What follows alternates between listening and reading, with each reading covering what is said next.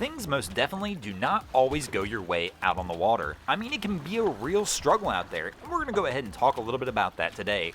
Welcome back, guys, to this week's episode of Boneheaded Boaters of the Week. In boating, you never quite know what to expect. You always show up with the best of intentions, but sometimes things just go wrong. Now, while it can be a little frustrating when things are going wrong out there on the water, you don't really have a whole lot of options. All you can do is try and pull yourself together and make things right. I mean, you're supposed to be out there enjoying yourself. It's a good time to be out on the water, hanging out with friends, relaxing, doing the hobbies and the things you enjoy. But you still got to keep a good eye on everything going on around you because things can go wrong unexpectedly at any second when you're out there. Out for everyone. Another issue you're going to run into out on the water that's going to cause struggles for you is going to be the weather. And the weather is unpredictable. The forecast may say one thing, but when you get out there sometimes it's going to be something completely different. One of the things you'll want to learn really fast while you're boating is your limits in certain weather and the kind of things you can do and attempt to pull off when weather conditions are working a certain way. As you figure that out, your life in boating will become a little bit easier. And sometimes if you try things that just really are outside of your capabilities in certain weather, things are going to likely go wrong.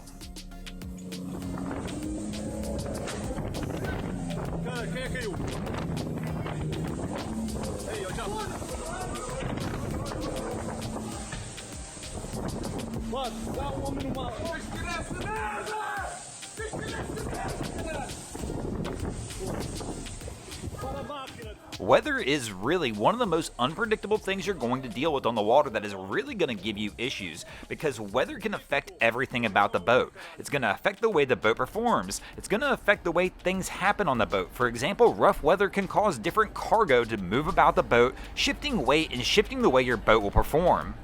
Also, rough weather is going to take more control of your vessel, leaving you kind of more at the mercy of the sea, which means you're going to have to learn how your boat's performance characteristics work as conditions change. And you'll quickly learn this as you go through boating, that your boat just is not going to be willing to perform some of the same maneuvers that it would in calm weather as it will in rough weather. You really do, as we mentioned earlier, have to learn the capabilities of your machine, but it's not even just your machine. Rough weather is also going to affect the capabilities of the equipment you carry on the vessel. So for example, in rough weather, those lines you use on a calm day at the dock may not be enough to hold your vessel, or even your anchor that you use typically on your lake. When those winds and seas kick up, it probably won't be enough to keep your boat on the hook on the bottom of the lake. That's why you should always look at your equipment and know its maximum capabilities so you don't wind up putting yourself into a situation where you find you don't have the right tool for the job, because when you do that, things get out of hand. And as any boater will tell you, it's not like being on land. It's not like a tow truck's just a short phone call away. When you run into trouble on the water, help could be hours and miles away before you're going to get the assistance you need.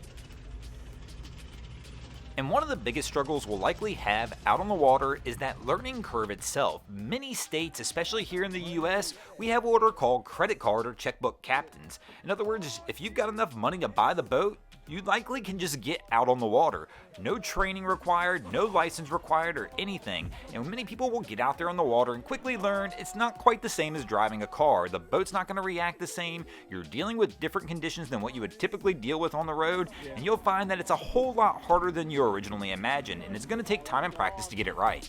Just become one of those videos that doesn't help.